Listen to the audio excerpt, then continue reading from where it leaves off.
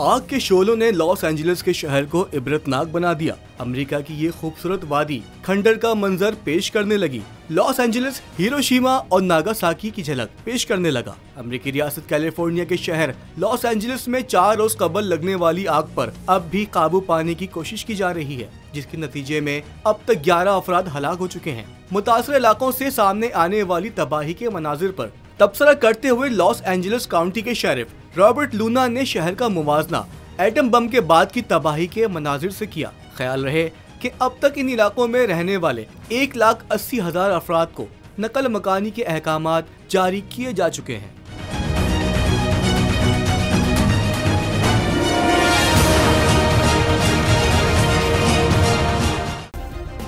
Subscribe करें और bell दबाएं ताकि कोई खबर रह न जाए।